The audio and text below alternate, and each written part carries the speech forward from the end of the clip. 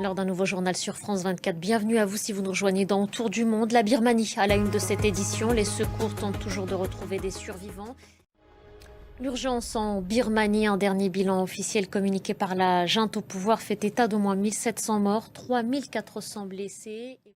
On annonçait plus tôt dans un précédent journal le sauvetage d'une femme enceinte sortie vivante d'un immeuble effondré à Mandalay. On l'apprend à l'instant, elle n'a malheureusement pas survécu. Et puis à Bangkok, en Thaïlande voisine, au moins 17 personnes ont péri dans l'effondrement d'un bâtiment en construction. Au Proche-Orient, à Gaza, des larmes et du sang ce jour de l'Aïd. 17 personnes au moins ont été tuées dans le camp d'Al-Mawasi à Khan Younes, dans le sud de l'enclave. En Syrie, l'administration autonome kurde a contesté la légitimité du nouveau gouvernement. 23 ministres au total. Les fidèles du président par intérim occupent les principaux postes.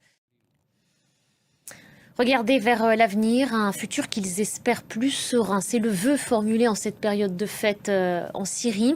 La population se prépare à célébrer ce lundi son tout premier Eid depuis la chute du régime Assad. Et ce tour du monde nous conduit maintenant en Ukraine où la Russie a revendiqué la prise d'un village aux portes de la région de Dnipropetrovsk. À Kharkiv, dans le nord-est du pays, au moins 2 personnes ont été tuées dans des frappes de drones sur un hôpital militaire. Et puis cette déclaration du président américain qui s'est dit, et je le cite, très énervé et furieux contre le président russe sur le dossier ukrainien.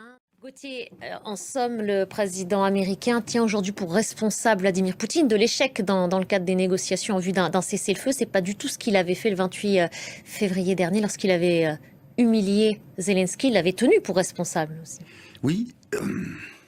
Il y a une autre provocation, toujours de la part du président américain, c'est ce coup de pression exercé sur des entreprises françaises. Une dizaine de patrons ont reçu une lettre leur demandant d'arrêter toute pratique de discrimination positive. On va voir un sujet pour mieux comprendre et on analyse ce qui joue avec vous juste après. Gauthier, comment comprendre ce qui se passe là, cette attaque clairement qui vise les intérêts des entreprises françaises et les déclarations d'Emmanuel Macron quand il continue de dire que les États-Unis sont un allié fiable?